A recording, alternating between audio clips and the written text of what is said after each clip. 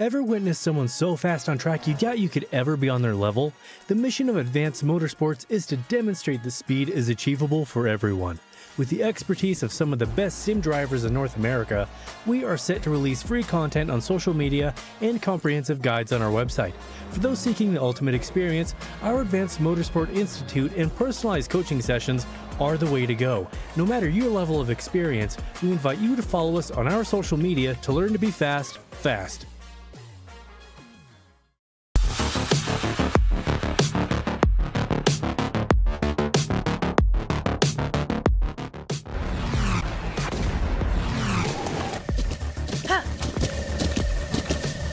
With the Butt Kicker Gamer 2, what you see and what you hear is what you feel.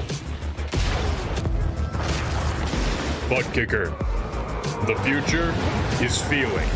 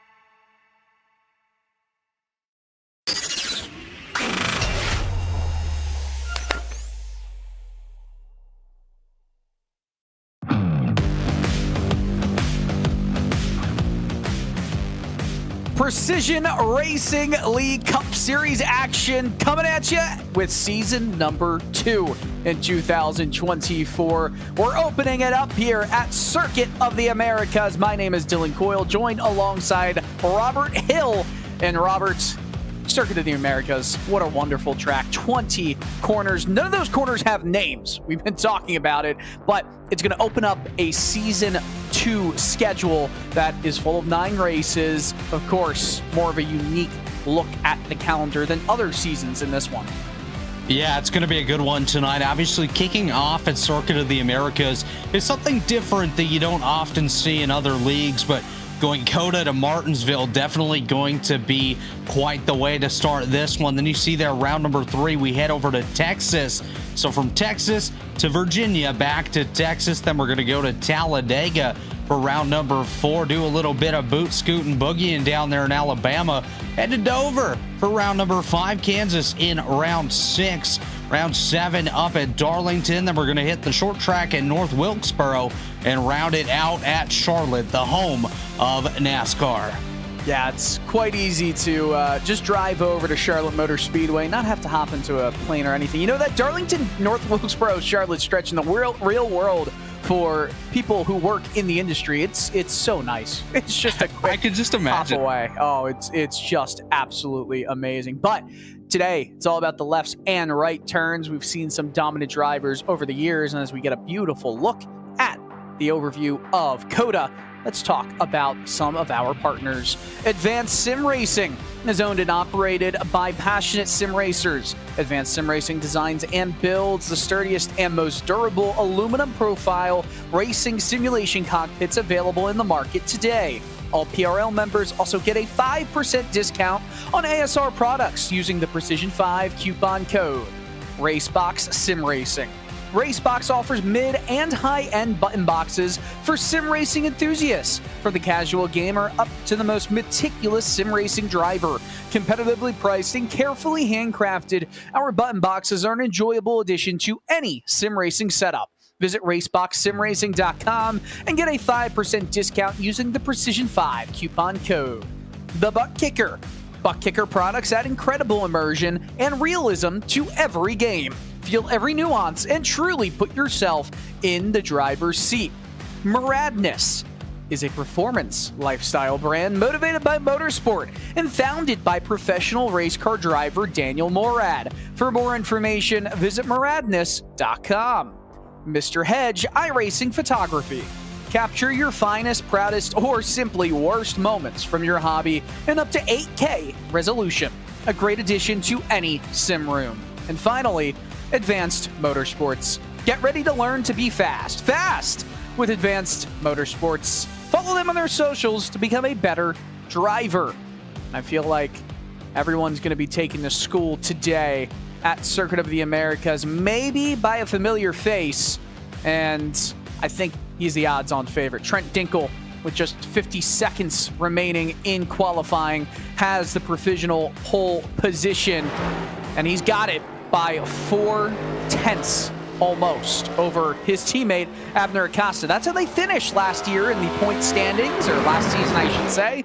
It looks like we might have more of the same in Austin, Texas. Lou Christian currently 10th as he rounds corner number 20, the final turn on this racetrack. See if he can get a good launch from here on this long straightaway. That's where F1 usually would end things, and that is where we're ending things in the sim on each lap here in iRacing. Luke Christian moves up into P9, and that's pretty much all she wrote, Robert, for the qualifiers for today's 35-lap affair at Circuit of the Americas. And it's a very interesting racetrack in the real world when we're talking about track limits, but in iRacing, it is still strict track limits as we go to who's starting first, second, all the way down into 25th position.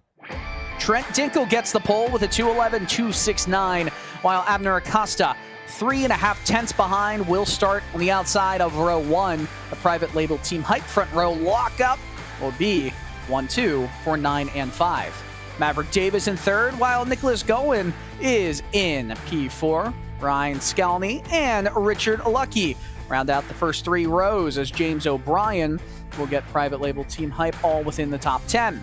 Pat Harvey, Luke Christian, Adam Brockway, your top 10 starting drivers, while Ryan Kerr and Bruno Mello will round out the first 6 rows. Eric Haag, Waldo Walden, Mark Kalin, and Duncan Starostka will be your first 8 rows, while Craig Bray and David Stevison will be your first 9. Marshall Harris, Jeff Chandler, Jose Medina, Greg Carr, Park Hilliard, Tommy Brandon, and Jake Mackey, your 25 starting drivers for this 35-lap or 90-minute race, whatever comes first here at Circuit of the Americas.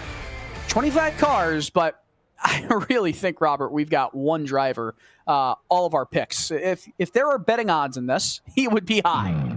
Yeah, Trent Dinkel, very strong in practice here today. Just set the quickest time in qualifying by quite the margin as well.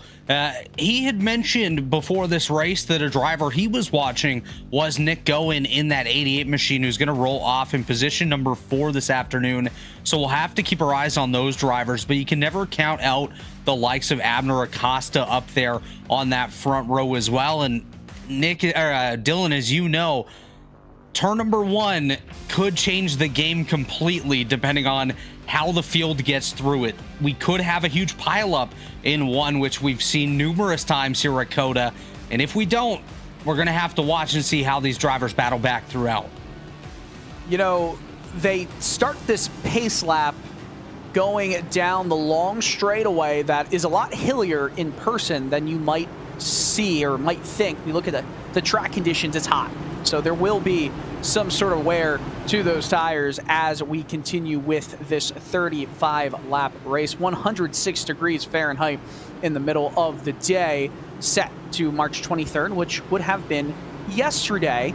You know, 35 laps, it's a 3.426 mile course.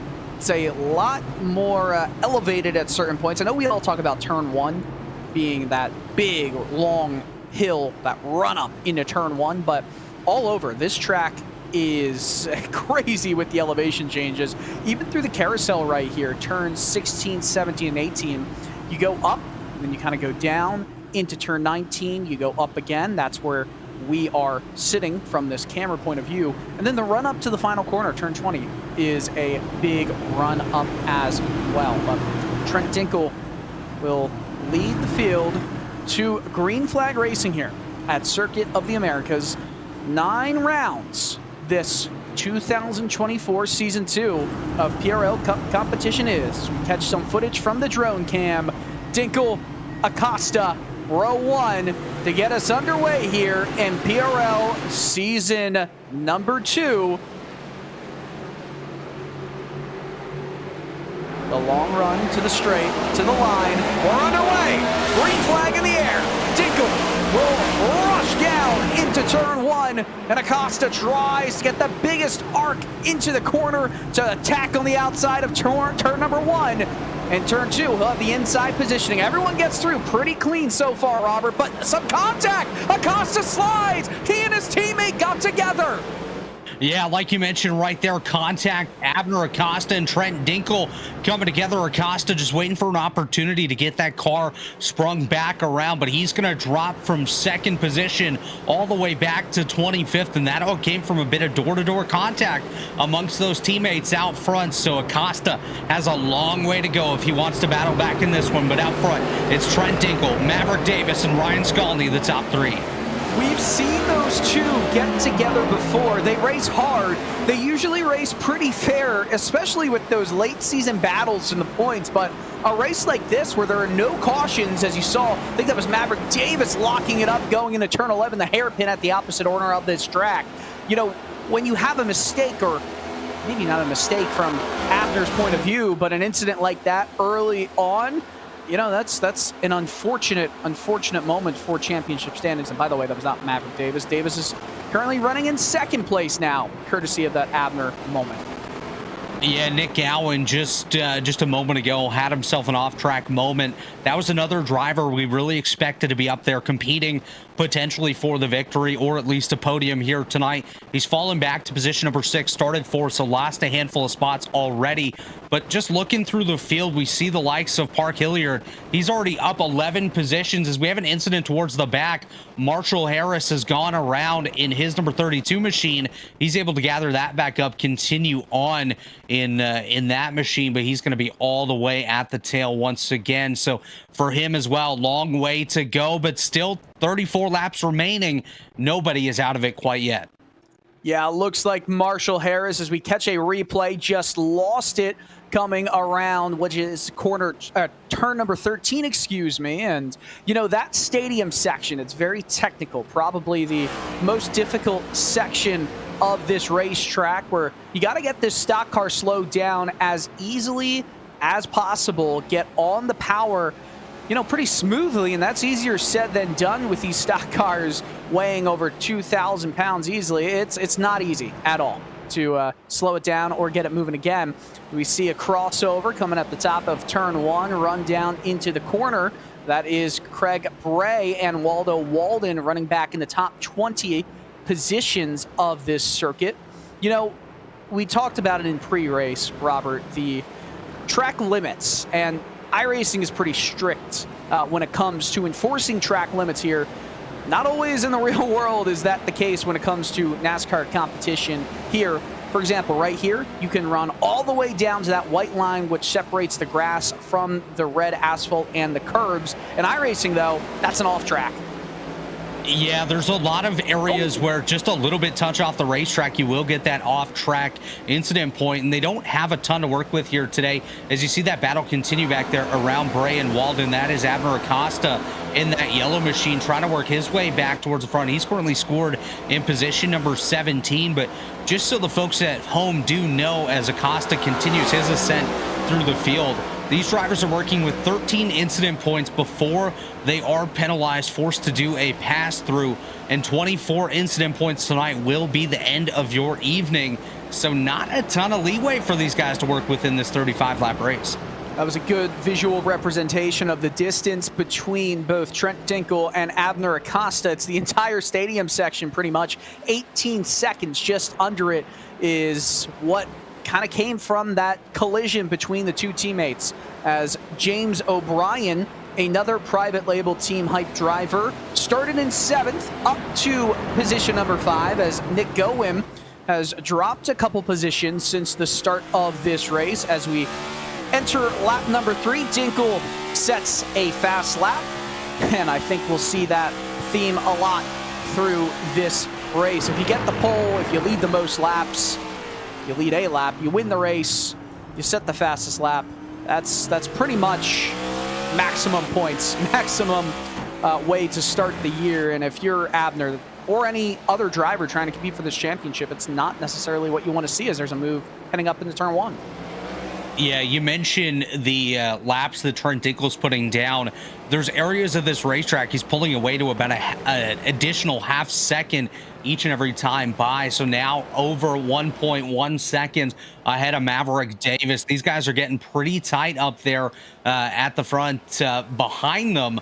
But out front, Trent Dinkel's putting a bit of a gap on that Maverick Davis machine. As you see, the battles do continue back here around James O'Brien and Nicholas Gowan. That is for position number 5 on the racetrack. Like you mentioned, the private label driver, James O'Brien, is climbing his way up through the field, as Gowan going in the opposite direction. And it's a bit of a stack up behind these guys. One little slip up, and you could have a bunch of cars right on top of each other here. There is quite the gap that is forming between Davis and Skalny, as some contact between Park Hilliard may have happened between he and Adam Brockway. This is for a 10th place position as Hilliard makes the move heading into turn 12. It's a big passing zone, passing corner on this racetrack.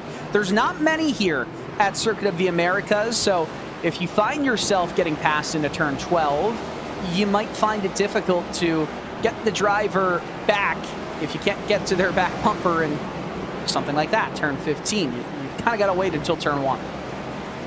Yeah, obviously a lot of corners for the drivers to work with here today, 20 in total on this racetrack, but not every corner going to give you those opportunities to pass. It can get really tight, and if you force it a little bit too much, you could really be looking at a potential issue with the driver that you're currently battling with. As we watch up towards the front, that is the 41 machine of Richard Lucky heading up the hill into turn number 1. You're going to see this track, you go from a really high-paced straightaway down to a very tight turn for turn number 1, head down towards the S's, and that's where some action could potentially pick up with these drivers, as things getting a little bit sketchy right there. I think that was Eric Haag who went deep into turn 1. Easy to lock up the brakes. I know the gravity of going uphill and trying to slow the car down might make you a little bit more confident than you should be getting on the brakes, but went right. It didn't go well for him, and it didn't go well for Duncan Staroska as well. He's in pit road. Probably got towed. Not sure exactly what happened to him yet, but I'm sure it was big enough where he had to get himself towed. He's coming around that final corner here, loses it, and that's interesting that he towed it from there, because there was no contact, and now that's effectively race completely over for him. He's going to lose maybe a lap, if not 2, because of how far that tow truck will have to come. You know, sometimes you get these drivers as well that go out to these road courses, not big fans of them, not typically the ones to do well, and frustration just takes over for them, and they take any opportunity to make that early exit. You see a couple of those cars stacking up here. It's Richard Lucky, James O'Brien, and Nicholas Gowan all together there. That is 4th, 5th, and 6th. As we jump a little bit further back to the Greg Carr machine, see what happened to him. There was more contact we're hearing, and now we're seeing. That's just, you got to keep your head up and make sure you're getting back on track in a safe manner, and that's unfortunate that is what happened. But this is a good battle for 4th place right now, and it's kind of the lucky locomotive, if you will, that is currently heading the pack of O'Brien, Gowan, Harvey, Mello. You know, it's I don't think he's going to hold it for long with 30 laps plus remaining in this one. Might see a move down up into turn 1. Definitely hard to hold on to position as James O'Brien makes that deep dive. And here comes Nicholas Gowan as well. So Lucky going to be a bit unlucky here. Lose 2 positions, fall back to that 6th spot. Went from 4th to 6th there in one set of corners. And, you know, you talk about the train. You open up that lane on the inside, and all of a sudden it's a train coming through. You know, we've talked about Maverick Davis, if we turn the attention to the runner of 2nd place right now, quite a bit over the course of the last few PRL seasons. He's got a lot of raw speed. However, what we have seen from him pretty consistently is its speed early in a run, and then it drops off as the run continues. That is, of course, on most of the tracks in terms of ovals in the Precision Racing League Cup Series, but he is keeping Trent Dinkle a little bit honest, although that gap has extended to now just under 3 seconds in this race. Davis, I think, is one of those drivers that once he puts a full race effort consistently together, he's a threat every single week. He's very aggressive, which some drivers, I think they can get rubbed the wrong way with, but hey, if Davis is able to pop off some wins, that's all that matters, right? That's exactly it. If you're able to stack up the victories, they don't ask how you got them, they just ask how many you got, and that's exactly what Maverick Davis wants to get done this season. Obviously, like you said, having that short run speed in the past, not really able to put the full program together, but all it takes sometimes is just one race that goes your way, and all of a sudden you have all that confidence to put additional events together and really turn yourself into a contender. And so far in this one, obviously it's the Trent Dinkle show. We expected this coming into it, but Maverick Davis has kind of solidified himself as that 2nd place driver, really able to get into a bubble, hold on to it, not really have too much threat behind, not really having to attack too much out front, just out here really running laps and putting yourself in a good position. Yeah, Trent's last lap was a 2:12.56, or 5:8, I should say. It only went 16,000 slower than his previous one. So, if nothing, he is certainly consistent. Maverick Davis's was a 2:13.324, for example. But nonetheless, Abner Acosta continues his climb up through the field again, and now into 13th. Easily, I could see him going into the top 5 before this race is over, as long as he keeps his nose clean. He is down 11 positions, but, I mean, from lap 1, turn 5, let's say, he is up 12. So, you know, negatives, positive, pros, cons, got to take them all as they come. That's exactly it, and obviously for Acosta, had to go to the rear of the field with that lap 1 contact with Trent Dinkle. As we watch the battle for 4th here, James O'Brien and Nicholas Gowan duking it out for that spot, but Acosta could take advantage of some pit strategy to put himself in a better position later on. And as these road course races go on, Dylan, you know these drivers start getting tired, the attrition levels pick up a little bit. That's when a driver like Abner Acosta could really pounce, pick up a bunch of spots, and maybe even be up there battling inside the top 5. I gotta say, you know, we were talking as well pre-race as Nick Gowan was pretty fast too, right? He was Absolutely. running comparable lap times to Trent Dinkle, and right now he's staying right with James O'Brien. Is again, we're seeing Park Hilliard try to move up through this lineup as well. Pat Harvey in 9th, but I mean, Hilliard is all over him right now, and we'll see a mistake here from Harvey going into turn 12. Heavy braking zone, completely missed his marks, got passed by Mello, got passed by Luke Christian, and almost got passed by Park Hilliard, but we'll see if Hilliard's able to stick by, and look at that, a move done in the final turn by Nick Gowan. Yeah, Gowan heard us talking about him there and got excited, decided it was time to bounce a little bit there, get by O'Brien. Now has his sights set on the Ryan Scalny machine in position number 3. So Gowan, the driver that Trent Dinkle really had circled in this roster tonight as a guy to contend with himself up front, is working his way up there. So we'll have to keep our eyes on the Nicholas Gowan machine. But you mentioned Park Hilliard. He is by far the biggest mover here today, up 13 positions into the top 10. He is continuing to climb his way up through the field. his sights are set on Pat Harvey, and I do believe he should be able to get him within the next lap or so. So Park Hilliard having himself a really good day here so far at COTA. 8 seconds plus, 8.5 separate Trent Dinkle from Ryan Skolny in third. That same gap, 8.5 seconds, if you want to continue moving down the order, pretty much separates fourth, or I should say third, from what, 9th? Something like that? 10th? 8th? Not doing the quick math like that, but it is much closer outside of the podium positions or the top 2 positions than what we're currently seeing. And we watch on board with Hilliard, not really getting the full maximized usage of being in the draft. It's hard to get a sustained slipstream effect, I feel, on this track, because you're still at slower speeds for most of that straightaway until you reach speeds where the draft really helps out. There's no more track, no more straight track to go with, as Costa tries to make the move on the outside of Eric Haag for 12th. Now he's going to just arc in best as Brockway and Haag go side by side. I mean, this just helps Abner Acosta.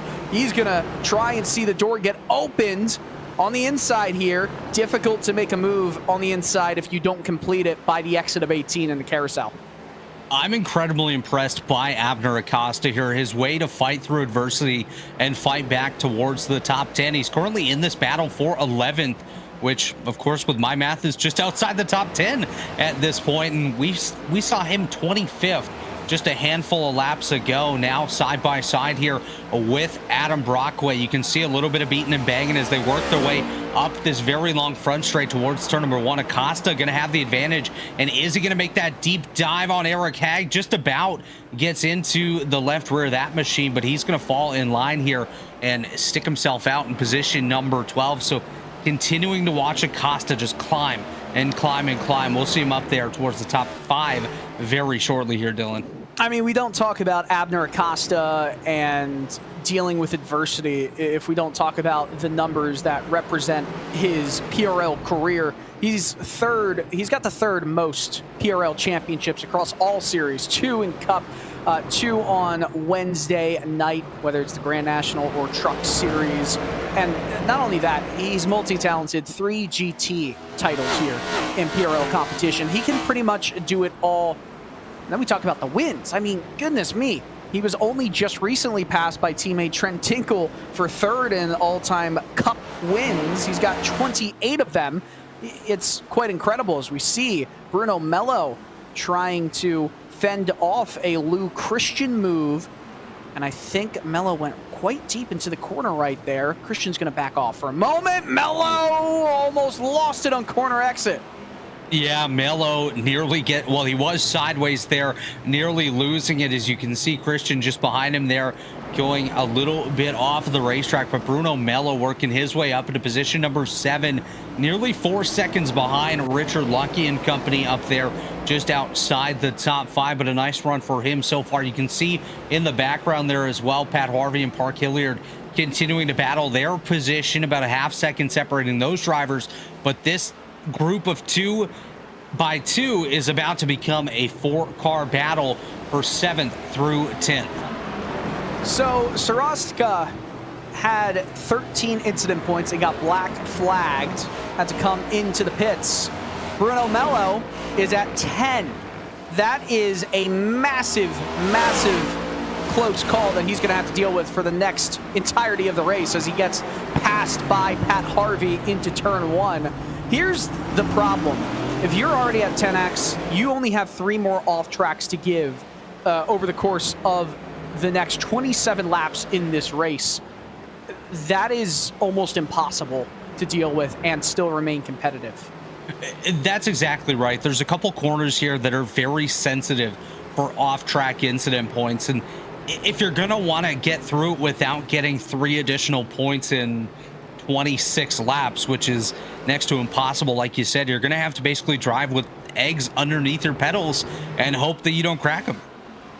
Look at this. Skolny and Gowan going side by side into the hairpin. Turn 11. Still going to be right next to each other as they start to run up and down this straight. Look at how much the elevation shifts upwards as we ride on the drone cam underneath one of the ad boards on this straightaway.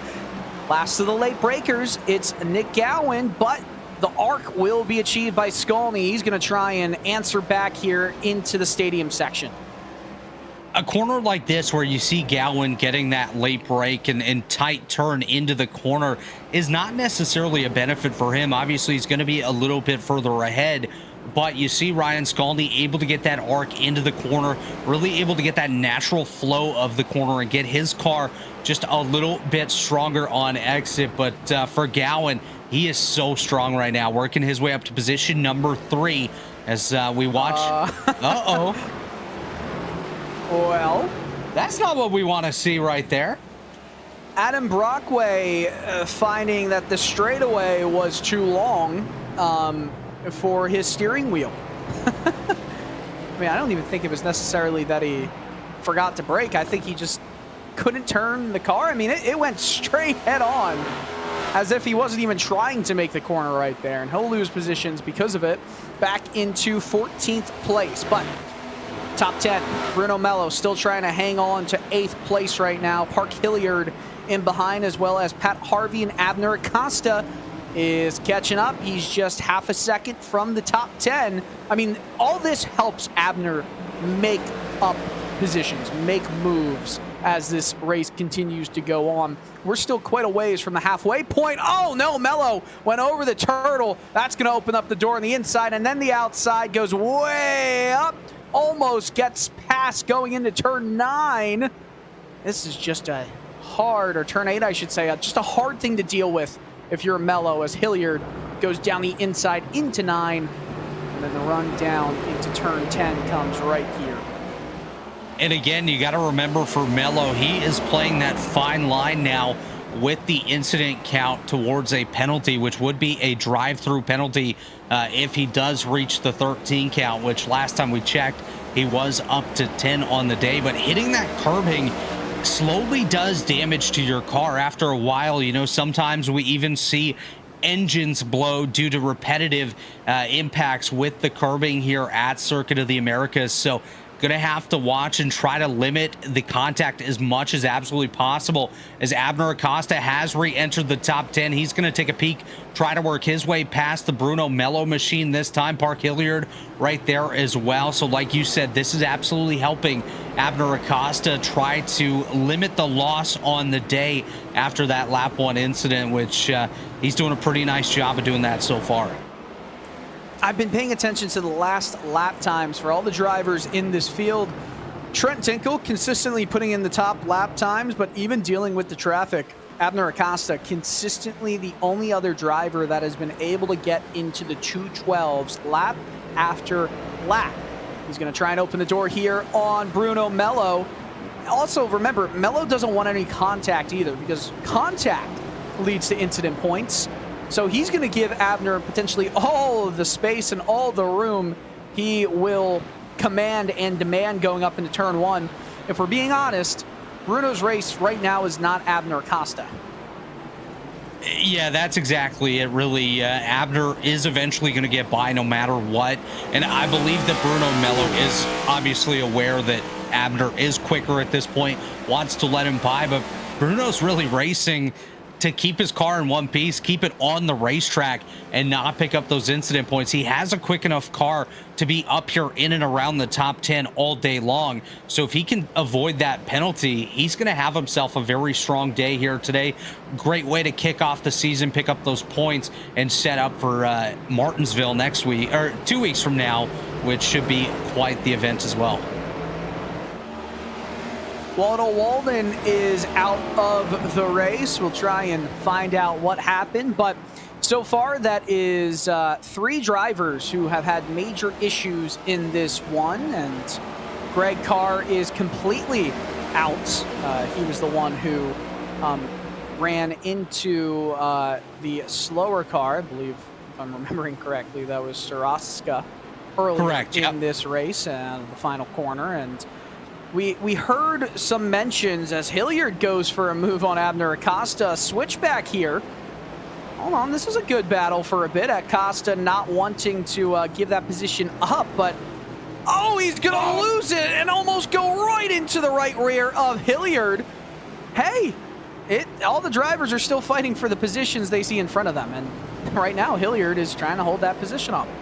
Yeah, Park Hilliard has earned that spot here today. Again, up 15 spots on the afternoon, and he doesn't want to give one up here to Abner Acosta. They raced absolutely hard there. You saw Acosta get completely sideways. He's able to gather it back up. This battle is absolutely far from completion here as these drivers continue to work their way around the circuit on lap number 12. But Dylan, just look at the lead that Trent Dinkel has now. Nearly 9 seconds over second place Maverick Davis. Now that is a visual on how far the gap between Dinkel and Davis really is. How big it truly is, with 9 seconds being different at different tracks depending on the length, depending on... I always like to explain it this way. For somebody who is new to racing, what that really means, and it's, well, if Trent stopped right where he was, it would take Maverick 9 seconds to catch up to him. And that's the best way I can describe it. Yeah, it's definitely a good way to describe it, of course. And these drivers will need to stop at some point, come down pit road, get some tires, get some fuel. So that gap could go away with one little slip up on entry at pit road. That was quite the camera shot right there as Abner Acosta makes another move here on Park Hilliard. He's going to force him wide, and he will get the position this time. So move Abner Acosta back to position number 8. He went from second to 25th, back up to the 8th spot here in a matter of just 12 laps on the racetrack. I don't think Hilliard is even close enough to try and get a battle going again, but James O'Brien and as well as, is that Richard Lucky just in front? Lucky is making his way back up. Did O'Brien have an issue? Yes, he did. Completely overshot turn 12 and allowed Lucky to get by him. I was wondering why O'Brien was not still hanging with Nick Gowan, but it seems like he's been having quite a few issues over the course of the last few laps, running mid 213s and over his last couple laps, but that is not what he wants. This lap has been a disaster for him. Abner Acosta slides it through the carousel and is still marching up and marching on. Hilliard is sticking right with him. And you ever wonder how drivers get better? It's by watching the lines of some other drivers who are really fast in front of them. And this is the best kind of lesson any driver, I don't care if you're even Trent Dinkel or Abner Acosta or Park Hilliard in this instance, can get. One of the best drivers in this race right now, Hilliard, is learning from Abner. You're absolutely right. You even see it on track days when the racing schools come out and make their laps. They always do the lead follow thing, and it's a great opportunity to learn from the guys ahead of you, see what they're doing. In this instant, Park Hilliard is getting a free coaching session here without the commentary, I'm assuming, from Abner Acosta, but still able to see his braking points, how he's entering the corners, where he's picking up the throttle. As we see the battle for 13th on screen now, that is Ryan Kerr in the 888 and Adam Brockway in the 42 just behind him. Great shot from the rear camera on the Ryan Kerr machine. You can see Brockway closing up that gap just a little bit there with the Moradna sponsorship on the hood of the Adam Brockway 42. Shout out to Daniel Morad and that crew for their support as well. That's a mean looking race car right there. Love the platinum, the silver grayish look. And Kerr went a little bit wide on the exit of turn 11. Not sure if Brockway was able to close up, and look at that, that gap is coming down quite quickly. He was able to close up, and he's going to try and make a move down into turn number 12, side by side through the braking zone. Both of them got on the brakes at relatively the same side. You saw some smoke right in front, and that was Bruno Mello. Oh no, Bruno Mello getting the black flag. He's picked up the additional incident points as he goes way off the racetrack. That's the 89 machine gonna go off as well. Eric Hag just ahead of him. So Bruno Mello gonna have to make the trip to pit road here, Dylan. Serve that pass through penalty. Unfortunately for him, as we see a double dose of the platinum machines a little bit further back. Here is Bruno Mello. He's got his sights set on pit road.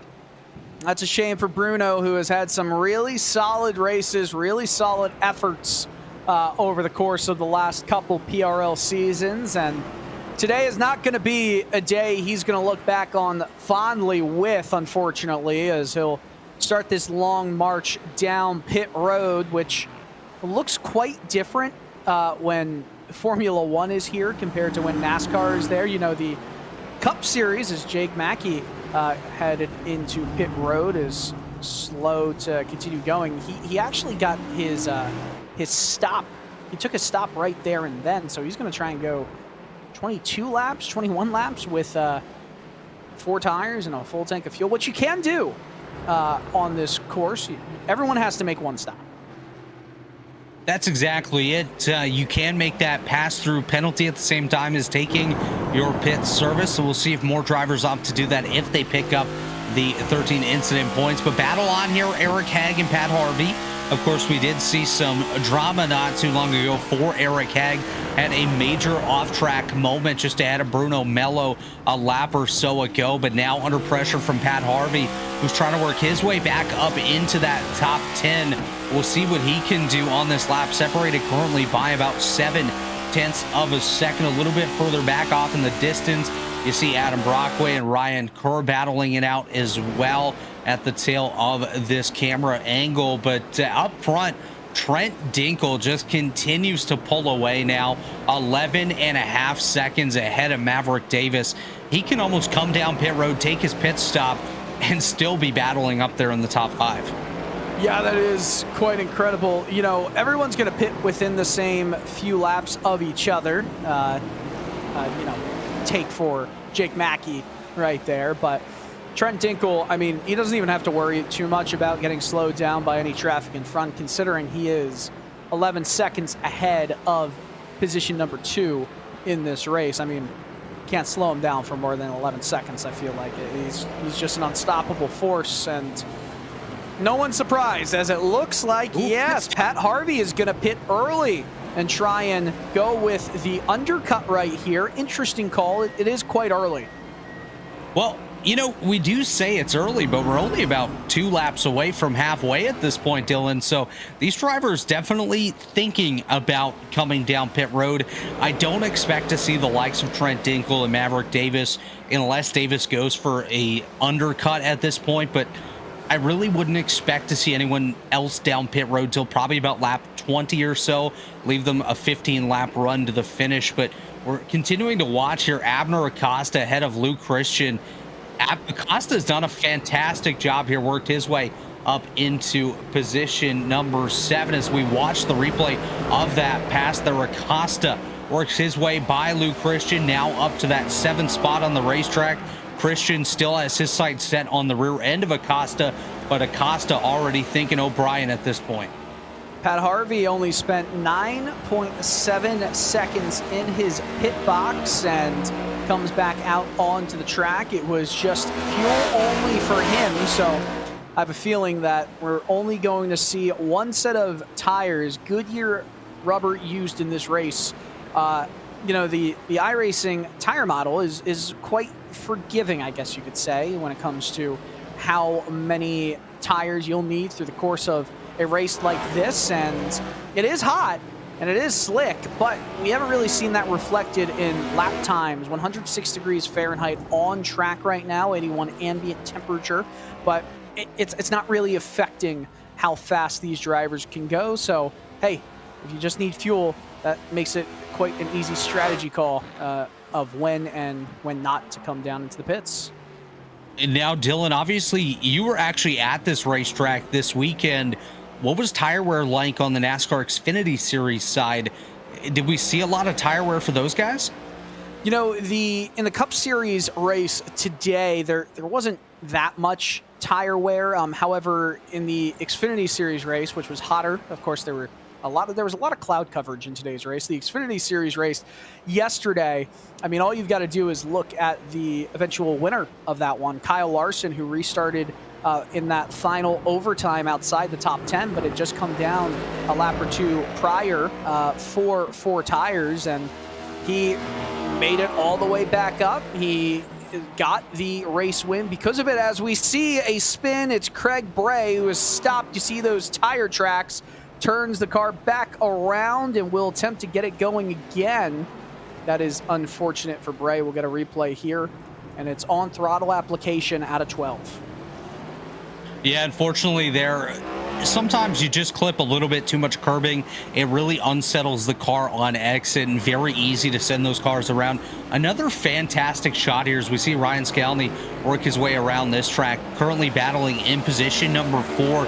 Richard Lucky about a second behind him, another half second behind is where we find COTA Ryan rapidly approaching down the rear. You see him in camera shot now. Abner Acosta back up to position number 7, and we got a report that Trent Dinkle just picked up his only additional incident point since the incident with Abner Acosta not too long ago, and he just dipped one tire a little bit too far off the racetrack.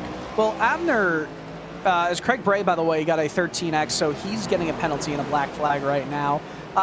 I'm curious, is Trent at 5X? We'll try and figure that out for you, because you get 4 incident points for a collision with another driver where they spin or any of the sorts, and 1 incident point for going off track. So, I mean, Trent isn't close to me being concerned about where he's going to end up in terms of incident point limits, but it is something to just know or remember. Oh, look at that. That's the cheating right there. Oh. That is what got Max Verstappen a 5-second penalty a number of years ago, if you recall, at that exact section. I think, right? Am I remembering correctly? He was trying to go for a podium. I think you're correct. Yeah, it's very easy to go off the racetrack in that section. And, you know, we mentioned the track limits here at COTA. One of my good buddies, RC Anderson, was racing in that NASCAR Xfinity Series race yesterday. Just barely got the left side tires off the racing surface, and he was slapped with a 30-second penalty, which unfortunately for him went from a half decent day to why did we even show up? So for some of these guys, it's just going to be a matter of trying to keep it a little bit closer to the racing surface as we ride on board here with James O'Brien, currently scored in position number 6. He's about a half second behind Richard Lucky, who you see up there in that 5th spot. And I want to just chime in on one thing here. Trent Dinkle, last time we saw him working his way up that long front straightaway, I could see some lap traffic up ahead of him, and there's a possibility that that could come into play with his decision to come down pit road here as we are approaching halfway here on lap number 17. Yeah, I definitely could see it affecting his decision, maybe by 5%. He'll make the move pretty easily, I think. Nonetheless, it is pit stop time pretty much anyway for Dinkle. I wouldn't be shocked to see him run this all the way to the end of tank, or to see him bring it in next lap. He'll make the move right here, I think, pretty easily. Yeah, there you go. Well, he got lots of space right there. Yeah, he did. He certainly did. I had no idea where that car disappeared to. He just went way off. I was waiting for him to come back. Bye-bye. Oh, man, the grimace on grimace action right there. Yeah, just some nice courtesy, as we do have a pit stop here in second place. Maverick Davis, he's playing Houdini effect here as he comes down pit road to the attention of his pit crew. Is he going to take tires here, or will yes, he will. Wow. There we go, some rubber. All right, I like this call, actually. Just a tad. It's not going to lose him more than maybe a spot or 2, but if he's got fresh rubber, he can continue moving through as O'Brien passes Richard Lucky, and Abner Acosta is looking to pass Lucky as well through the S's. We talk about, again, track limits and incident points and all that.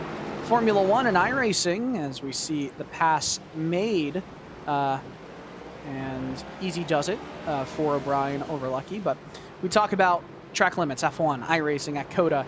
It's very strict. You must draw within the lines, and in the real world of NASCAR, you're given a coloring sheet, and then NASCAR says to you, hey, just try. We're happy for you to try. As Acosta sends it in deep into turn 11, easy does it. Another move made and finished by Acosta, who is provisionally in P6. Yeah, great move there by Abner Acosta, getting by the Richard Lucky machine. And just a note here on Maverick Davis, he did exit pit road in that 10th spot. We also saw Mark Kaling come down pit road, a rather quick stop for him as well. Acosta! Dirt tracking it right there, and he's done it quite a bit. I don't understand. I mean, listen, Acosta's trying his best to catch right back up with this lead conversation. The lead of this race is out of the question for him unless Dinkel has a serious issue. Position number 2, I think with his potential is still within reach, but those consistent little mistakes are going to end up with him maybe at max getting into 4th or even 3rd. Yeah, as we ride on board here with Abner Acosta, you can just see him carrying a bit too much speed here. Loses it on exit. Great job gathering it up, though, to avoid any further calamity for him. But now he's going to have to make the move again on Richard Lucky. He's going to take a look to driver's left. Here he comes. Let's take Acosta back up to position number 5 with a bit of a lockup right there on the rear end of that Abner Acosta private label number 5 car. Yeah, Acosta's really sending it into these corners with a little bit too much steam, a little bit too much heat. You know, going into turn 12, that last lap where he missed the braking zone, I wonder if any of that was because he was riding on the rumble strips on the right side, because, you know, you don't understand, I feel like, how detrimental rumble strips can be to the overall performance and quickness, the snappiness of your race car, until you take a go-kart on one of those and just realize how much that's going to absolutely wreck your lap. It's not easy. That's why you often see drivers try and ride that white line separating the track from the rumble strips. And last time Acosta was going into turn 12, he ran the rumble strips the entire time through the braking zone. But Trent Dinkel, lap 19 of 35, still needs to come into the pits, but I honestly don't think he'll go into the pits until the tank is pretty much ran dry, because why not? You know, he's got a 20-second lead right now. That's exactly it. And speaking of coming to pit road, Eric Haig made his pit stop just a moment ago. It was a 9-second stop for him, gas only in that 89 car, going to come out in position number 13. So could be a net gain for Haig here when it's all said and done, but still waiting on the likes of Trent Dinkel, Nicholas Gowan and company to come down pit road here. And you mentioned taking the go-kart over those rumble strips, as that's a great shot of the rear brakes on that Trent Dinkel machine. Definitely showing some heat at this point, but taking a go-kart on the rumble strips, count your teeth before you start and count them after. You're probably going to lose a few. I was at a PR summit that NASCAR puts on yearly at Trackhouse Motorplex, formerly GoPro, and afterwards we all raced on the go-karts, and I got to say, out of 20 PR reps, I've never driven a go-kart at Trackhouse Motorplex before, and the only other time in my life I've driven one was 8 years ago in New Jersey, Motorsports Park.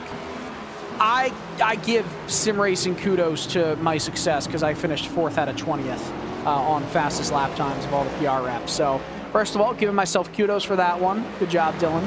Second of all, rumble strips almost caught me out every single time. I will always respect the rumbles now.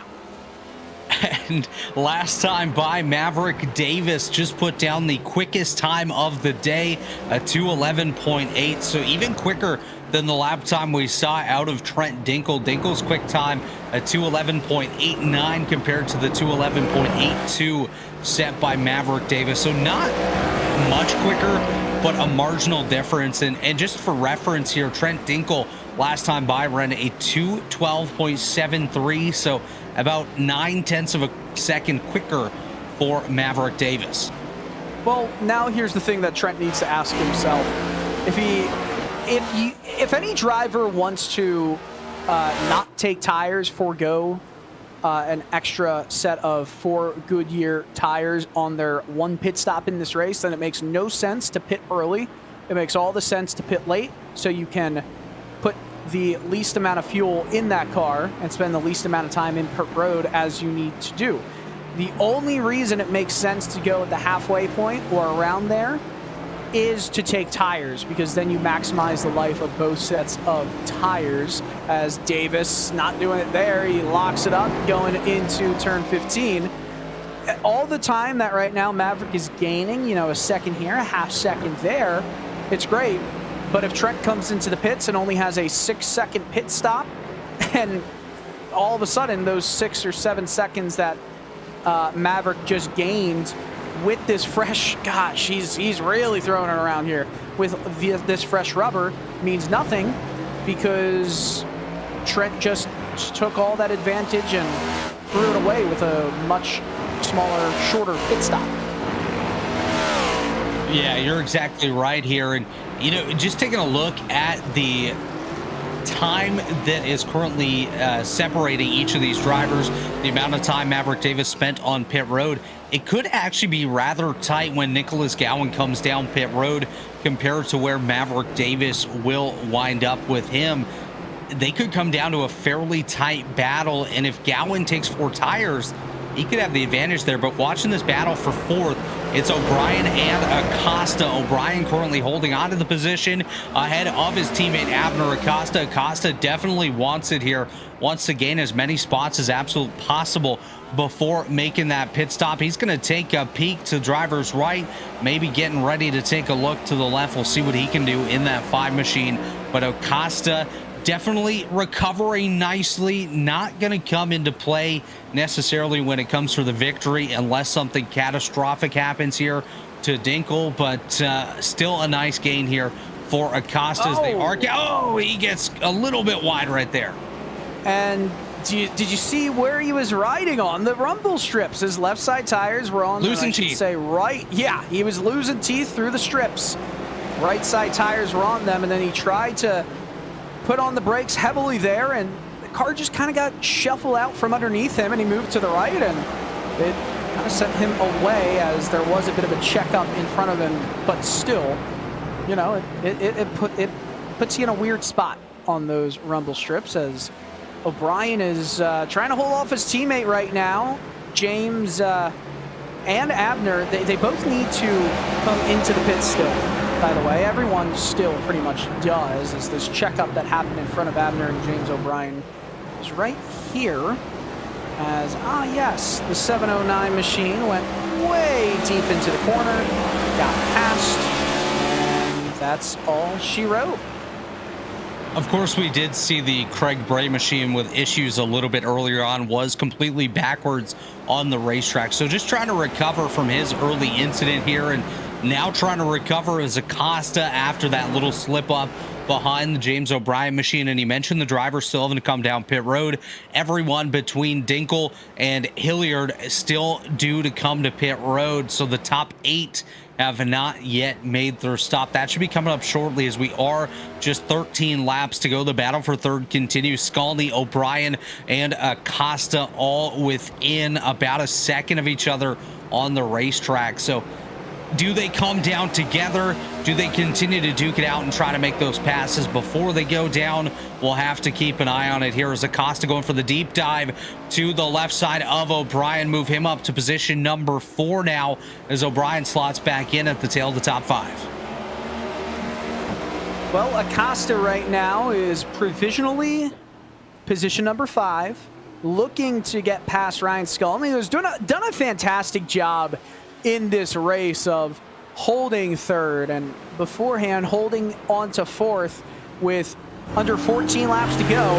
He's got 2 private label team hype drivers that he's holding up right now, and he's earned this position I love seeing drivers who you really haven't seen that much before, if at all, come in and immediately be a thorn in the side of others. As Trent Dinkel goes down pit road, he went 22 laps on a tank of fuel.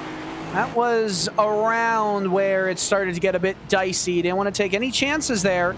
So he'll come into the pits. We'll see if he gets tires. I don't think he will, and he won't. It makes sense not to. So he'll be in the pits for... That's a long time in the box for fuel, but he filled it to 12 seconds worth of fuel. Did that not seem like a lot to you? Yeah, it was almost a 13-second time on pit road there for Dinkel, actually just in his box, which is about 3 seconds longer than previous stops we've seen for fuel only. So he has come down pit road. Gowan, Skalny, Lucky, Hilliard, and Christian all came down as well. So Trent Dinkel still currently scored as the race leader ahead of Abner Acosta and James O'Brien that are due down pit road as well. But yeah, that was a long one for Trent Dinkel. Yeah, quite surprised with that one, actually. I wonder if that opens the door up at all for some pressure to be applied by Maverick, but it's a 10-second difference. Oh, as you see, the 32 went way squirrely through the S's and locked it up. Made sure it did not get into the barrier. Don't get back on track unsafely. That could have been bad. That was a little scary there for Marshall Harris as he went off the racetrack pretty deep there. Mello Chandler still on pit road currently. Additional drivers we're waiting for. The troubles do continue there for Marshall Harris, just trying to gather it back up, make it to pit road. Potentially some damage on that machine, as obviously we saw the off track there. Now relatively slow trying to make it back to pit road. We'll see what the issue is there for Harris, if he's able to continue on. But continuing is the battle between Brian and Acosta here. I just wanted to interrupt this great battle with the news that Park Hilliard, black flag, speeding in the pits. No. It was a solid race for Park, and unfortunately, it's not going to be a great one he's going to look back on afterwards, unless he's able to make up some positions in the last dozen or so laps here at Circuit of the Americas. Still a lot of mileage to cover and still a lot of time to go. I mean, with 13, or you could probably say 12 now and change, as the private label team hype teammates come down pit road here with 12 to go. So they went 23 laps. You're looking at somewhere around 26 minutes of racing action left. It's a big track and it's a long lap. Yeah, we're also hearing of a little bit of contact between the 89 machine of Eric Hag and the 21 of Luke Christian in turn one there on lap number 23. So unfortunate for them, going to pick up a bit of damage as we see James O'Brien exiting his box. Abner Acosta heading off as well. And it looks like Acosta going to have a pretty decent advantage there over O'Brien. And look at Skalny coming out in front of James O'Brien. O'Brien slots himself right in front of Richard Lucky. O'Brien had a longer pit stop than Abner. I mean, again, these massive differences in how long they're sitting in the box for fuel, it's quite honestly surprising. O'Brien was in for 12.4 seconds, the same amount that Trent Dinkel sat in the box. Abner was in for much less, as we see some contact. Christian went off track in turn one. The 89 just kind of slapped into him on the exit. I'd say one mistake leads to maybe a small other one. And no, Tommy Brandon is around, was having himself a day inside the top 15. And, well, he lost it going down into pit road. You know, Dylan, this is actually a pretty tough pit road to enter. It gets very tight right at the beginning of the entrance to pit road. Last time I was here in a league race, unfortunately, I drove right into the tire barrier entering pit road, and that is exactly what Tommy Brandon did as well. No. Oh, no. So here's a recreation at what Robert did. Yep, exactly like that. Yep. You know, these next-gen Cup cars, and I hate saying next-gen because it reminds me of talking about the current generation of gaming consoles, and we still call them next-gen consoles, even though we're 3 or 4 years into it, but I digress.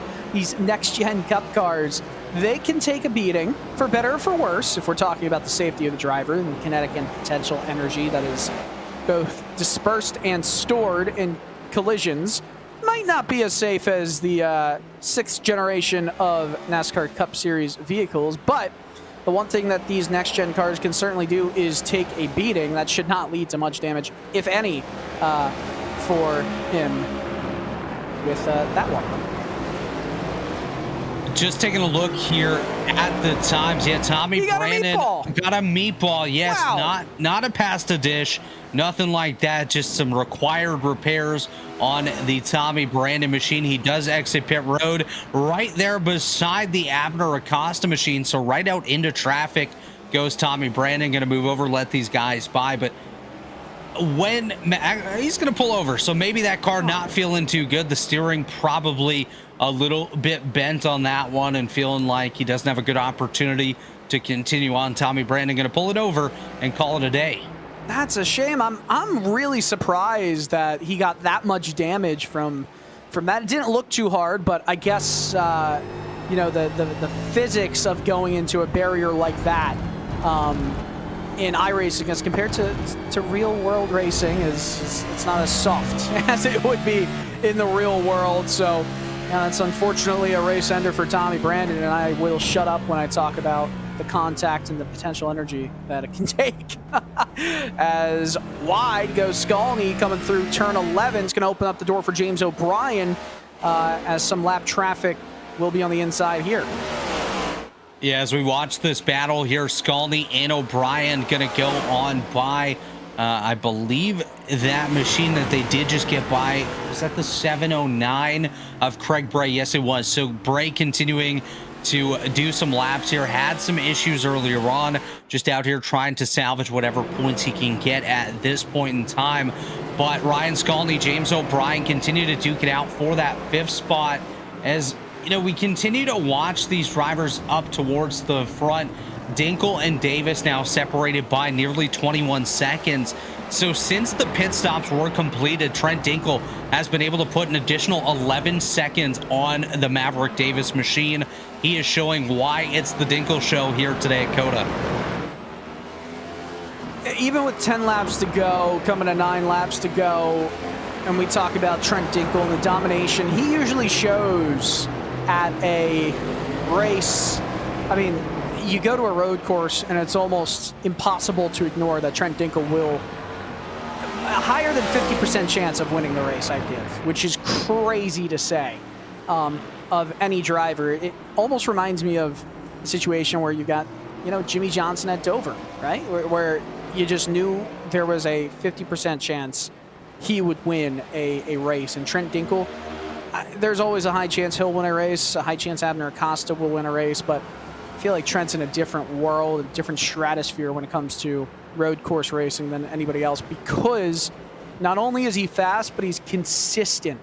And that's, you can teach consistency. It's called repetition. And James O'Brien's going to want a lot of reps on that one because he completely missed the previous corner. But Skalny did the same and opens up the door coming down into turn 10 and 11.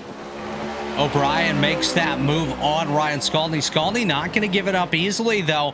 Going to stay there on the right side. Goes a little bit deep into the corner, maybe looking for a crossover move here. Not going to work out for him, as like you said there, Dylan, he did go too deep into the corner, limiting his opportunities. Now separated by 0.3 of a second as Skalny going to trail the James O'Brien machine. They've lost 5 seconds to Abner Acosta through that pit cycle. We saw the separation as Acosta and O'Brien came off pit road, but that has just continued to grow and grow. So Acosta has, again, like we said, went from second all the way to the back, now up to 4th. His sights are set on Nicholas Gowan. Don't know if he'll get there, as we are only 9 laps to go, but you never know what could happen here as the battle continues between O'Brien and Skalny. We're getting down to the closing stages of this one, and you know, it's been a very good race. We've seen battles all throughout the field, obviously up front, kind of mirroring a Formula One race where Max Verstappen just pulls away. but Trent Dinkle, he's earned the right to absolutely dominate this race today. Quickest in practice, quickest in qualifying, and has shown it all throughout this one as well. Dinkle domination. If only that right rear brake could catch on fire. That's what Maverick Davis is thinking right now. Who, by the way, has put in a fantastic performance as Hilliard just sends it down the inside of Ryan Kerr. Kerr with the swap over, some contact, and I think that was a little bit deserved. Yeah, I would say that was deserved for sure. Wasn't really expecting to see that between these two, but Ryan Kerr able to battle back, get the spot on Park Hilliard. Hilliard continuing to have a rather strong night here tonight, but Ryan Kerr said, I'm here to have a good time too, and he works his way into that 12th spot, going to hold on to it as he does try to chase down Adam Brockway, who's not too far up the road from him. We're watching Eric Hag here. He's in a battle with Luke Christian. We saw them make some contact a little bit earlier on in turn number 1 as we're going to take a replay here of the Park Hilliard and Ryan Kerr battle. It was a good one. You know, it is actually interesting because we caught up quite late as that lunge from Hilliard came in that Kerr and Park battle. And we didn't see previously that Kerr really blocked him off coming through turn 14 into 15 there. So just good hard racing, and it was really no harm, no foul. No one was too bothered by it. But if it was a real-world race, I think they'd get out their post-race and have a conversation similar to Kyle Busch and Christopher Bell from today. Yeah, we've had a couple of those in the real world this weekend. Okay, maybe more than that. Maybe more than that. They're going at it again. Yeah, it's definitely picking back up here as we see the two machine of Park Hilliard. He's going to take the lunge to the inside of Kerr. Just behind them, Pat Harvey's in there. Kerr showing that he's not going to give it up easily as he's going to go side by side again. Will we maybe see some door-to-door contact between these two drivers as Kerr wants that spot back in a relatively tough way? Into the braking zone, both of them equal on the brakes on the outside here. Turn 12 is Kerr. Hilliard shuts the door for the moment, but Kerr is able to just send it right on down the inside. Gets to the bumper. Bruno Mello is licking at his chops right now, trying to get involved into this battle. He doesn't have to worry too much about another incident point penalty, I don't think. If he does get another incident point penalty, I wonder if that's disqualification. I'll have to get a check on the rule book. Yeah, so you don't want to be DQ'd, but I don't know if he's as close to disqualification as he was earlier to getting that drive-through. As we now watch this battle for 5th, O'Brien, Scully, and Lucky. This is just great racing all over. Hey, it is like F1, except for the lead battle. This is great. Absolutely, absolutely. As we watch this battle here, Marshall Harris with an incident in the back of the pack. His troubles do continue, but I just want to quickly note last time by Abner Acosta set the quick time of the day at 2:11.66, so 2/10 quicker than absolutely anybody else on the racetrack with their quick times. This battle does continue. It does intensify as Scully and Lucky both chasing down the James O'Brien machine. We saw these three battling earlier on. It took a brief pause, and now it's picked right back up, and these guys going at it hard here for positions 5, 6, and 7 as we're going to come to 7 to go here momentarily, getting down to the end of this one, and it has been a great battle all throughout.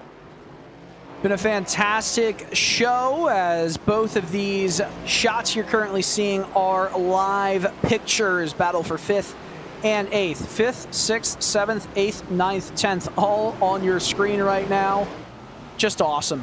This is just great racing action, and you can actually see, I feel like, you know, when we're talking about these trailing cars all involved in the battle, there is some traffic, some lap traffic kind of lurking all over, which is pretty awesome. And actually, you know, that's what we love about stock car racing and just racing in general. Traffic.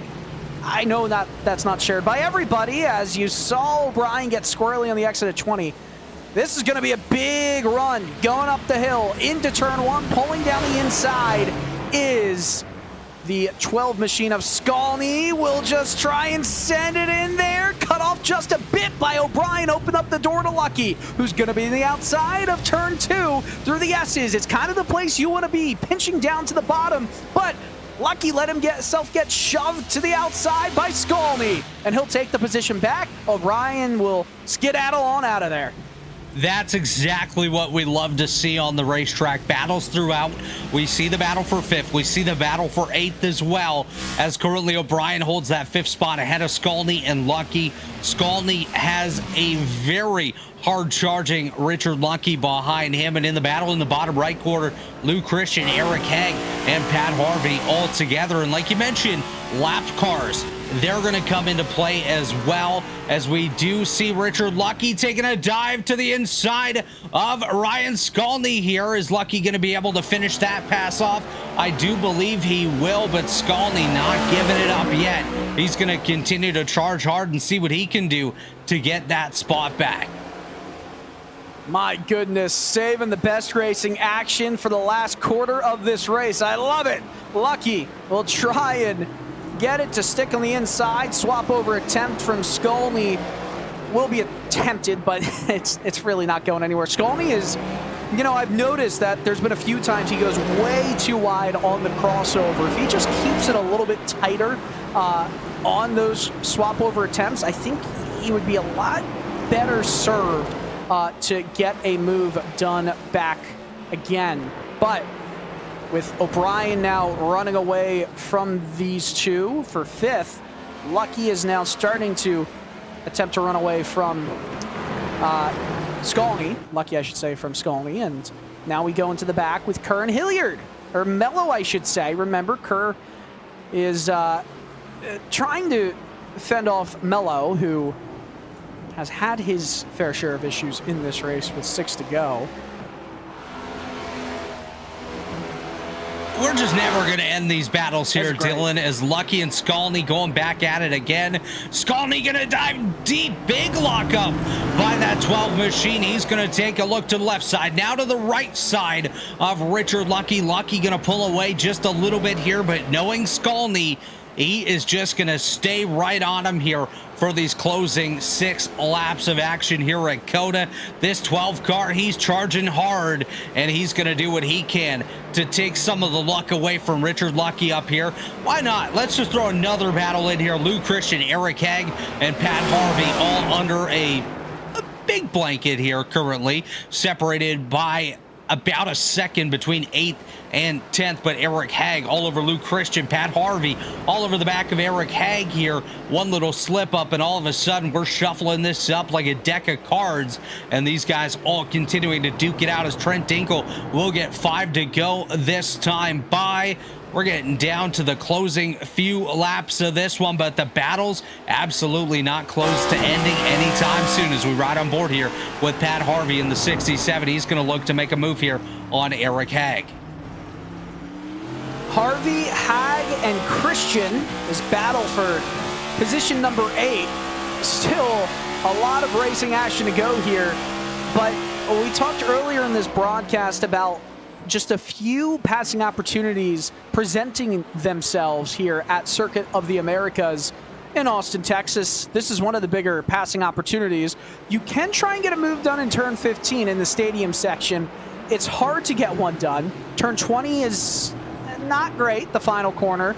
Turn 1's the best, as well as turn 12. So other than, I'd say, 12, 15, 1, and maybe 20, your passing opportunities are quite limited here.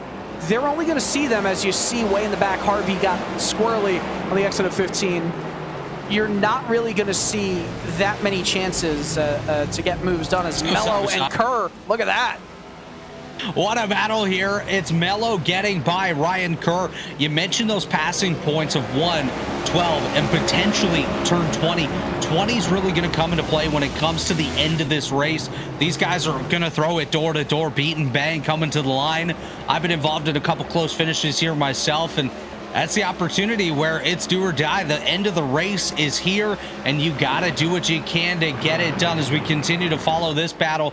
These guys absolutely duking it out. That's the 21 of Luke Christian, the 89 of Eric Hagen, the 67 of Pat Harvey. That's 8, 9, and 10 on your screen. About 0.3 of a second separating Christian and Hag here as they work their way through the S's. These guys having a great day here today. Eric Hag wanting a little bit more, and Luke Christian wanting to be that barrier holding him back from achieving any additional success here today. Abner Acosta, by the way, has set the fastest lap of this race. He took it away from Maverick Davis as Nick Gowan locked it up there coming into the stadium section. Acosta currently trailing Gowan. You see that gap right there. And the podium is still on for Abner Acosta as we see the gap and the difference between Nick Gowan and Nick Gowan right there. Now we go to Gowan and Acosta. Gowan was battling himself for a moment. Oh, he was. We have some great producers at RaceSpotTV, and the creme de la crop, Dustin Hollis, currently producing for us here. He'll always say some funny things about me in our ears, and I just felt like I had to do the same to him. Fair? Absolutely fair. Absolutely. As we continue to watch this battle here, what a great shot of Nicholas Gowan. He's currently trying to hold off Abner Acosta, but Acosta just seems to be putting down quicker and quicker lap times each time by. Last time, the separation lap time wise between these two was about 0.3 quicker for Abner Acosta, so we'll see what he can do. And as David Stevson does come down pit road towards the rear of the field, I believe he has just hit his penalty for the day. But Acosta trying to wheel, trying to deal, and trying to close that gap on the rear end of Nicholas Gowan. It's about 2.5 seconds separating the two of them. 4 laps to go. Is he going to be able to get there? That's the big question that we're going to watch and try to answer here in the closing couple of laps. But so far, it's looking like Abner Acosta does have a little bit more than Nicholas Gowan has to offer. Well, the real question is, does Abner have enough time to catch up to Nick Gowan? Exactly. I mean, because it is 2 seconds, and there are 4 to go, under it to go, and he's got to gain over half a second per lap to make it work. As we see this battle for 8th between Christian and Hag continue to move on, and that's a horrible, horrible bit of movement from Luke Christian through the latter stages of the S's there. Yeah, we're continuing to monitor this battle between Luke Christian and Eric Hag. They just don't seem to be able to get through those S's too well, as Hag, to me, got a little bit too far to the left right there. Might have picked up a little bit of the curbing, but he is absolutely diving it towards the rear end of that Luke Christian machine. We'll see if he's able to make a move on him this time. Not sure if he'll be able to get there as that separation goes from 0.2 back to just over 0.4 of a second separating those two drivers. You're going to need probably a pretty deep lunge out of Eric Hagen. Just a quick note on the Gowan and Acosta gap. It's kind of solidified at about 2.4 seconds. So if Acosta wants to get there, he's going to have to find that extra bit of gearing. That was some really solid exit speed that both of those two drivers got out of turn 11. And you know, it's funny, if it's so hard to put in a complete lap at Circuit of the Americas without there being one problem area, because every sector is so different, right? The S's, while they are extremely technical, they're fast and flowing, and if you can just get it down the rhythm of it, you're in such a decent spot to gain some speed through there. The stadium section, though, is probably the hardest part of this racetrack. Specifically, when we talk about stock cars, though, I don't know how you get through it without feeling like you wasted a bunch of tenths or even seconds there. It's so hard to feel like you're going fast through there. Yeah, there definitely is areas of this racetrack that you just feel like you're going excruciatingly slow, as these guys absolutely light up the brakes on both of those cars. Hag trying to catch up to Christian once again, but there's a big speed variance from some of these quicker areas of the racetrack and those really tight, slow corners. The S's here as well. You're just kind of floating through them, boop, boop, boop, left, right, and you don't necessarily feel like you're going too quick. And there's a lot going on here because you mess one of those up a little bit, you head through this set of corners here, and you could really mess up your entire lap. Take a bit too much speed here, go off towards the left. You're not going to be able to get back to the right to switch back over to make this turn right here. So Eric Haag did a fairly nice job of it. And these guys, this corner right here, another decent opportunity to maybe make that lunge on the other driver, force them to do something a little bit erratic, as you see Eric Haag get a little bit sideways right there. Coming to 2 to go. Popsicle sticks in the air here, Dylan. And Trent Dinkel has absolutely got the rocket ships on that number 9 car. Trent's just unstoppable, unbeatable. And if he really wanted to, and it wasn't going to, if he was 6, 7, 8 seconds ahead, I wouldn't have put it past him to go into the pits again to try and go for that fastest lap, just to grab tires and say, why not? I mean, he could try it. He's gone crazier. He could absolutely try it, and maybe if he's listening, he's going to come down pit road and see what he can do. But I think it might be a little bit too late and a little too risky to come down and do it. But you never know. Maybe if we come back here next season, maybe Trent Dinkel will try to pull something crazy just for you. Maybe do a last to first challenge, something like that. He's in that number 9 car. I'm sure he can do it rather easily and probably still work up a gap like this. He has just been so good here today. He's going to come and face 1 to go this time by, and he has earned the right to do it. But that battle continues for 8th, a little bit further back. 0.4 of a second separating Christian and Haag as we continue to watch Trent Dinkel. He's going to come to the white flag here, Dylan.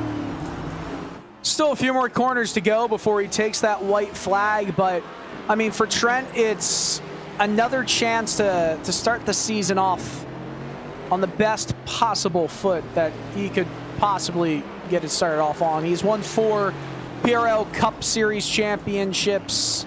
I mean, he's really asserting himself as one of, if not the best PRL Cup Series drivers ever. Bradley Holly has the mark of 5 championships in the PRL Cup Series, as well as James O'Brien, the private label Team Hype teammate of Trent and Abner Acosta. But I mean, this is pretty much starting the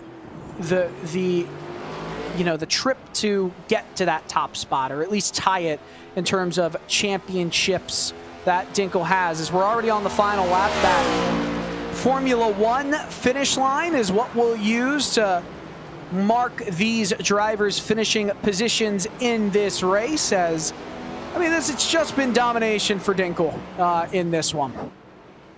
Yeah, he's led every single lap here today. Hasn't even given it up in the cycle. Luke Christian just got black flagged for hitting a 13x incident point. Was racing with Haag for position 8. He's going to lose so many, probably fall back into 13th. Oh, that is heartbreaker for Luke Christian here. Was having a phenomenal day. Gonna have to take a pit side, do that pass through penalty, unfortunately, for hitting the 13x mark. And what a great day he had. It's just unfortunately gone to the wayside with that late black flag, and he's done such a nice job of avoiding those penalties, as he is gonna take a pit side. Here he comes. Really slowed it down. He didn't want to hit that. He didn't want to pull a me. Didn't want to hit that pit wall barrier. But just one more sector to go for Trent Dinkel. That's really going to hurt Luke Christian there. Dinkel will go full 180 on the left-hand turn. And, I mean, there's not much to say about Trent that hasn't been said so far in his races and PRL competition, in his trek to try and get into the NASCAR Coca-Cola iRacing series. I mean, this guy is just so smooth and so good. He's quite aggressive. But I'll tell you what, Abner Acosta is going to have something to say about it after this race ends, as he's also trying to get in the third right now. We'll go back to that after Trent crosses the line. He has one more corner to go. Trent Dinkel looking to defend his series title and go 5-time in 8 weeks' time. He wins it here at Circuit of the Americas to start season 2 on the best possible foot. Let's go back. Abner Acosta racing for third place. Nick Gowan currently holds that last podium spot. Maverick Davis in second, just 2.5 seconds in front of this battle. He should have second. He's got one more corner to go. Acosta, he could have had second if it weren't for 2 or 3 extra mistakes in this race. Gowan, squirrely on throttle application. Race over though. He finishes final step of the podium in third place. Davis in second. Abner Acosta finishes in fourth. Still a battle going on with Pat Harvey and Eric Haag in the background too, as well as Bruno Mello and Ryan Kerr. This is a good battle here going down into turn 12. Yeah, great battle here with Bruno Mello and Ryan Kerr. Of course, these guys have duked it out all day long. His car takes a deep look to the outside, now going to take a drop to the inside. Not quite able to get there this time, though, as Bruno Mello continues to hold on to that position. Kerr just wants that extra spot here today, pick up a couple more points, start his season off strong. Obviously, top 15, great start to the year no matter what, but 13th just feels a little bit better than 14th as Mello continues to hold on. Kerr trying to see what he can do to get there, headed for the final few corners here. Bruno Mello about a half second ahead of Ryan Kerr, but it is not over until that checkered flag waves here momentarily for Mello and Kerr. As we're going to head to the final corner here, turn number 20. Looks like it's going to be Bruno Mello going to hold on to position number 13 ahead of Ryan Kerr. What a great battle we just had on that final lap to get another position. That is pretty much all the drivers who have completed their lap. Just one more to go there, but you saw Mello held a defensive line coming around 16, 17, and 18, the carousel section, just to make sure that he made that car as wide as possible to finish in 13th. Could have been better. Everyone has finished. Let's go into the inevitable Trent Dinkle race results page. Yes, he's done that. Trent Dinkle wins by 27 seconds over Maverick Davis. Nick Gowan completes the podium for those 3 drivers. Abner Acosta just off the podium, 30 seconds behind Trent Dinkle, who we started alongside with, but the contact on lap 1 led to issues for Acosta. James O'Brien puts private label Team Hype, all 3 of them in the top 5. Lucky, Sconey, Haag, Harvey, Christian, your top 10 finishers. Continuing to roll down the order, Adam Brockway, Park Hilliard, Bruno Mello, and Ryan Kerr, 14 drivers on the lead lap. Mark Kalin, good race for him to finish first car lap down, while Jeff Chandler, David Stevison, Jose Medina, not where Jose would have liked to finish, was the last car 1 lap down. Craig Bray, Jake Mackey, 2 laps down in those Ford machines. In 21st is Marshall Harris. Everyone else had major problems. Tommy Brandon, Duncan Sarostka, Waldo Walden, and Greg Carr, your 25 finishing drivers. Well, Robert, that was a really, really great road course race to start us off here, and now I'm almost sad we're not seeing a few more through the rest of this season schedule as we wait for all the drivers to hop into the box for an interview. But your initial thoughts as this race has ended? Yeah, it was definitely a much better race than I anticipated. I thought we'd see a lot more calamity than we had tonight. Didn't really see too many multi-car incidents. Obviously, the opening lap contact between Dinkle and Acosta leading to quite a historic charge for Abner Acosta, nearly ending on the podium again. But the great battles we saw all throughout the field tonight genuinely made this race absolutely phenomenal. I'm sure the fans at home enjoyed every moment of it, as well. As you see the replay on the screen there of Acosta, that could have been a lot bigger than what it was, Dylan, and these guys did a great job of avoiding that wreck. I can't believe what they were able to accomplish here today, but what a opening round we just had here in the PRL Cup Series, and I can't wait to get to Martinsville and do it all over again. Indeed, I cannot wait either. All the drivers are in the booth. Let's drag Trent Dinkle to talk with him. Trent, the winner here at Circuit of the Americas. I am shocked I'm talking to you in P1 after this race has concluded. 27 seconds you won that race by. Was it as easy as it appeared from our view? I mean, I was kind of just chilling, honestly. I mean, So yes. yeah, but I also wasn't super great this week. I mean, if Abner would have, that whatever happened on lap 1, whether my fault or just racing thing, I mean, he probably would have smoked me. I was really fast, the first half of the track, and then the stadium section, I just would lose like literally half a second every lap. And I was just stuck running like 212s the entire race, but luckily everybody else seemed like they were stuck running like 213s. So yeah, I think, it's road course in NASCAR. You just gotta not die, and here you just gotta make sure you don't go off track because there's a million spots and you only get so many before you get a drive through. So I was just chilling. Was there any communication between you and Abner after that lap 1 incident happened? And if so, what was it? I mean, we talked like right when it happened, and he didn't seem mad. I think I was right when he kind of hit me in the door. I was trying to scoot like more into the middle of the track, but I think the way they hit me, it just kind of shot his car, like the nose of his car around, and then it just is impossible to catch. But luckily he didn't get hit by anybody, and I mean, he still drove back through and finished 4th. So I mean, it's not the end of the world, but still, I mean, I would have rather not had it happen, I guess. Was there any thought that maybe you could stretch the lead into 35 plus seconds and then go for tires and get the fastest lap, Max Verstappen style? I mean, I don't know. The thing with road course used to be not taking tires, but it doesn't really seem to be that big anymore. Because, last year at this place, if I'd have came out of the pits and with low fuel and tires that just cooled off driving down pit road, I probably would have beat my session best lap by at least a couple tenths. And here I couldn't even come close to it again. So I don't know. It's I could have, but I mean, Maverick was holding on in good. Nick Gowan, I've never raced him before, but obviously he's pretty fast on the road. So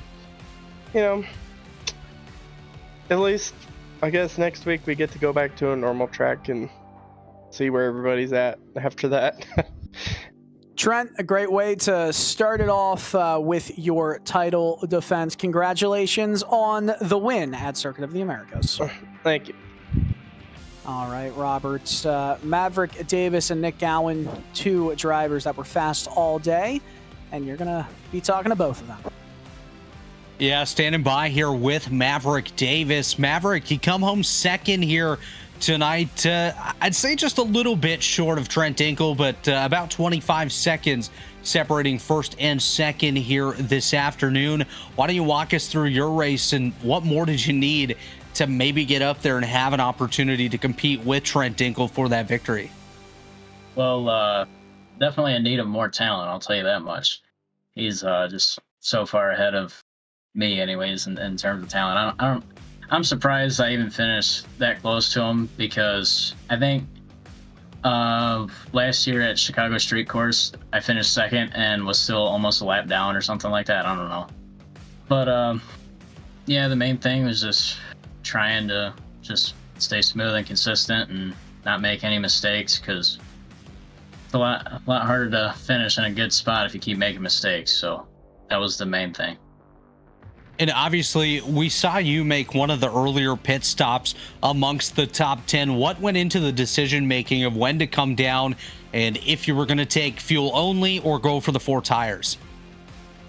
Well, and I noticed all week I had I was able to run like one really good lap, and then it was like there's a bunch of heat in the tires afterwards, and I just couldn't really maintain the pace that I could put off in the first few laps. So I figured to just send it and put 4 on, and held the fastest lap of the race for a little bit before Abner went out and laid a heater.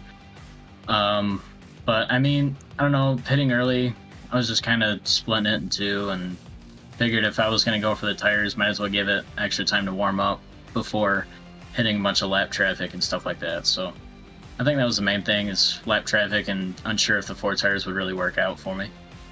And it did seem to work out for you, obviously able to get back up there to that 2nd position, put a little bit of a gap there between yourself and Nick Gowan. So you had that safety net. But, you know, now we're going to go from one of the biggest tracks on the schedule to one of the smallest at Martinsville in 2 weeks' time. What's your outlook for that one? And you think maybe we'll see you one step further up on the podium?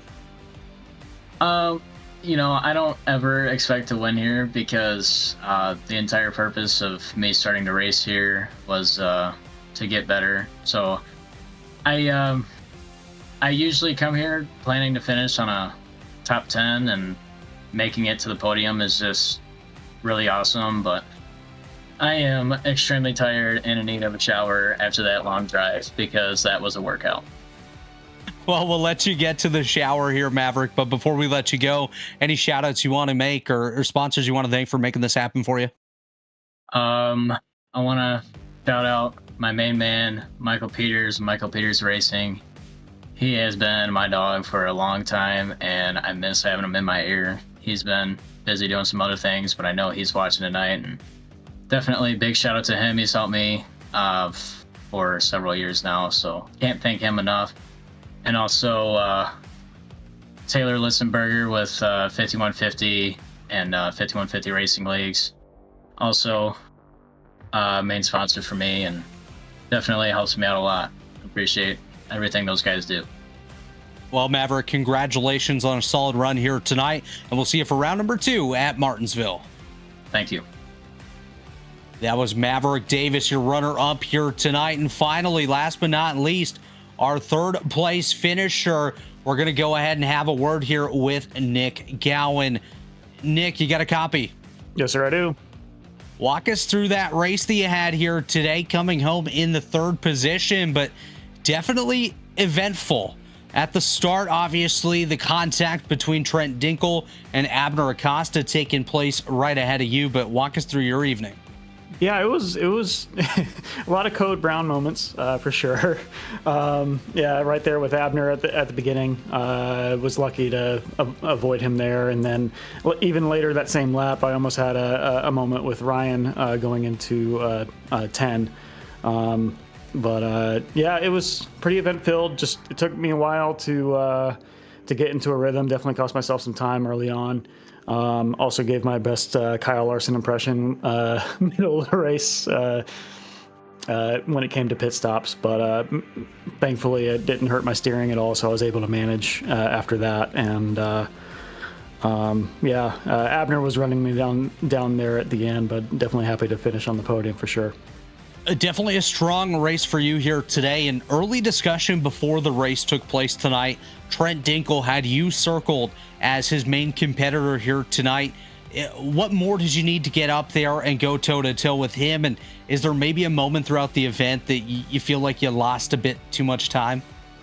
Yeah, definitely early on, trying to make that pass on Ryan going into 10 on cold tires, I think was, in hindsight, a mistake to do. I should have given it just a little bit of time, because that cost me a few spots and a lot of time to the leaders. I don't think I had anything for Trent. I mean, he's light years ahead of me pace-wise, it seems, but I don't know. I mean, with Abner spinning out, I could have finished probably on the second step of the podium, but can't live in woulda, shoulda, coulda. So, but there's more races to be had.